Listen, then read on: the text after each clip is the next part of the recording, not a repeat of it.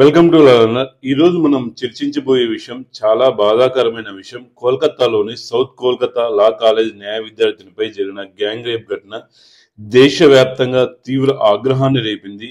June 20వ తారీఖు రాత్రి 7:30 నుంచి 10:50 గంటల మధ్య ముగ్గురు వ్యక్తుల బాధిత విద్యార్థిని బలవంతంగా సెక్యూరిటీ గదిలోకి తీసుకెళ్లి అత్యాచారం చేశారు. నిందితుల్లో ఇద్దరు కళాశాల సిబ్బంది, ఒకరు పూర్వ విద్యార్థి ఉన్నారు. బాధితురాలు తన ఫిర్యాదులో కీలక విషయాలు వెల్లడించింది.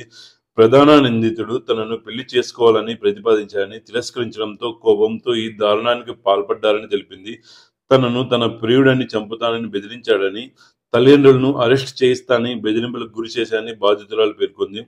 పోలీసులు కేసు నమోదు చేసి ముగ్గురు నిందితులను అరెస్ట్ చేశారు. బాధితురాలికి ప్రాథమిక చికిత్స అందించారు. ప్రస్తుతం దర్యాప్తు కొనసాగుతుంది. ఈ ఘటన రాష్ట్ర వ్యాప్తంగా మహిళా సంఘాలు, రాజకీయ పార్టీలు తీవ్రంగా స్పందించాయి. నిందితులకు కఠిన శిక్ష పడాలని డిమాండ్ చేస్తున్నారు. మన సమాజంలో ఇలాంటి ఘటనలు జరగకూడదు. బాధితురాలకు న్యాయం జరగాలి. లైంగిక వేధింపులు, రేప్ లాంటి నేరాలు కేవలం ఒక వ్యక్తి లేదా సమూహం గురించి కాదు, ఇది సమాజంలో లోతుగా పాతుకుపోయిన సమస్య. ఇలాంటి సంఘటనలు జరగడానికి అనేక కారణాలు ఉంటాయి. అవగాహన లేకపోవడం, స్త్రీలపై సమాజంలో ఉన్న కొన్ని తప్పుడు ఆలోచనలు, చట్టాల అమల్లో లోపాలు మరియు మన సామాజిక విలువల్లో ఉన్న లోటుపాట్లు.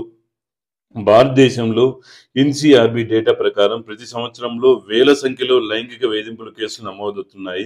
కానీ నిజానికి రిపోర్ట్ అయ్యే కేసుల కంటే చాలా ఎక్కువ సంఘటనలు జరుగుతున్నాయి. ఎందుకంటే చాలా మంది బాధితులు భయం, సిగ్గు లేదా సామాజిక ఒత్తిడి వల్ల ఫిర్యాదు చేయరు. ఇప్పుడు కోల్కతాలో జరిగిన సంఘటన లాంటి ఘటనలు మనల్ని షాక్ గురి చేస్తాయి, కోపం తెప్పిస్తాయి.